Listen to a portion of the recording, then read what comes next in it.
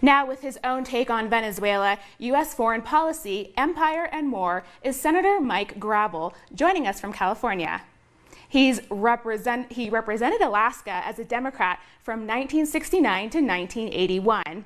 Mike is also a candidate for president in the United States, where he hopes to push the rest of the Democratic field towards policies that will challenge the U.S. plutocracy and military-industrial complex. Thanks for joining us, Mike. Pleasure's mine. You've spoken out on U.S. provocations and interference in Venezuela and gave a shout out to the U.S. embassy protectors in Washington. But many other lawmakers who'd like to think of themselves as progressives or even socialists have not. Why is it so rare to find a sitting lawmaker willing to speak out against the empire? Well, we do have one in Bernie Sanders and also Tulsi Gabbard. But what's happened is that the American public is dumbed down on this subject, and therefore the politicians who are elected by the public are essentially gutless wonders. Now, I see you have OAC, and she's one of the courageous ones in this regard, and I support her a great deal. Absolutely. I believe you've also had a clear position on Iran, which faces crippling sanctions just like Venezuela. Talk to us about U.S. policy on Iran under this current administration, and does the mainstream Democratic Party present any alternative to drone strikes, sanctions, and invasions? The Democratic Party doesn't, but certain key individuals do. And of course, I see Biden there on the picture. And of course, he's déjà vu of the military-industrial complex. When you don't see politicians raise the issue of the military-industrial complex, you have to accept the fact that they are puppets of the military-industrial complex.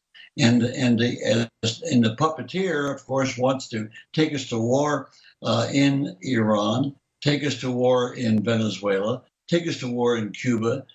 They go against Russia and China. There's nobody that is a threat to the United States. This is all a myth to sustain the use of the military-industrial complex, robbing the treasury of the United States for profit and for weapons that will not be used. Absolutely. And anyone who follows you on social media may by now have seen that you have a bone to pick with Joe Biden. What has Biden done? What does his record say? His record says that he's very conservative as a Democrat. He talks a great deal about supporting the ordinary citizen, the working man, but he has not done anything legislatively in that regard. In fact, quite the opposite. And of course, his treatment of Anita Hill during the hearings over the Supreme Court nominee was abominable. Here, there were two other ladies that would have given testimony to shore up Anita Hill's testimony, but he refused to call on these persons to give testimony, which was a bias in favor of the Supreme Court nominee. So, no, Biden talks a great deal about reaching across the aisle. The crazies are across the aisle, and there's nothing to be gained by compromising with them. They are holding up several hundred pieces of progressive legislation in the Senate, and Biden has no plan to do away with that. He also has changed the bankruptcy laws to favor banks and credit card companies against the average working person. So that's just a small amount.